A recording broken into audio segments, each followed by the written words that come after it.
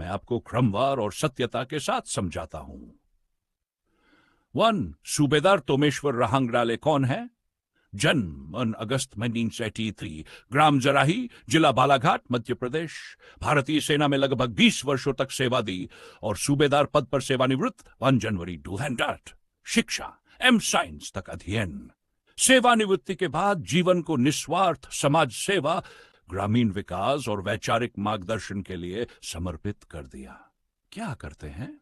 ग्रामीण भारत, विशेषकर अपने इलाके बालाघाट मंडला में शिक्षा, स्वास्थ्य, सड़क, रोजगार और सामाजिक समानता के लिए आवाज उठाते हैं। पेंशन का हिस्सा गरीबों, विद्यार्थियों और बीमारों की मदद में लगाते हैं। गांधीवादी सोच और मौन सेवा की राह पर चलते हुए समाज को प्रेरित करते हैं।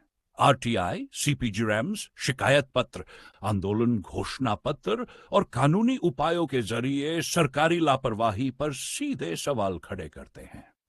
किस लिए प्रसिद्ध हैं? सादगी, ईमानदारी और निष्काम सेवा के कारण बिना किसी प्रचार या स्वार्थ के जनता के लिए काम करते हैं। गांधीवादी सैनिक विचारक की छवि, सैनिक अनुशासन, ग्रामीण समाज सुधारक का अद्भुत संगम। निडरता, बड़े से बड़े अधिकारी, नेता या प्रभावशाली व्यक्ति से सीधे सवाल करने का साहस। युवाओं के प्रेरक, उनके जीवन, संघर्ष और विचार आज की पीढ़ी के लिए मिसाल है। 4. अधिकारी और नेता इनसे क्यों डरते हैं? क्योंकि ये सत्य, तर्क और दस्तावेजों के आधार पर सवाल उठाते हैं। न किसी दल से जुड़े हैं, न किसी लालच या दबाव में आते हैं। इनकी शिकायतें आरटीआई और पीआईएल सीधे प्रशासन और नेताओं की कमजोरियों और भ्रष्टाचार को उजागर करती है।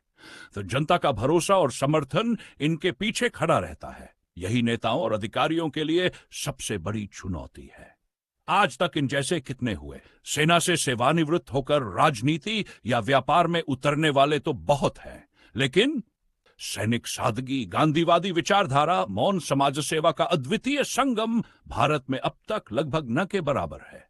अगर तुलना करें तो ये मॉडल भारत के इतिहास में बहुत दुर्लभ है। विनोबा भावे, जयप्रकाश नारायण जैसे सामाजिक राजनीतिक विचारकों में कुछ समानताएं दिखती है, लेकिन एक सैनिक होकर इस स्तर पर समाज सेवा करना सूबेदार तोमेश्वर रहांगडाले को अद्वितीय बनाता है। संक्षेप में, सूबेदार तोमेश्वर रहांगडाले 19वीं सदी के मौन समाज सुधारक और आधुनिक गांधीवादी सैनिक हैं, जिनकी ईमानदारी और निडरता से अधिकारी और नेता असहज रहते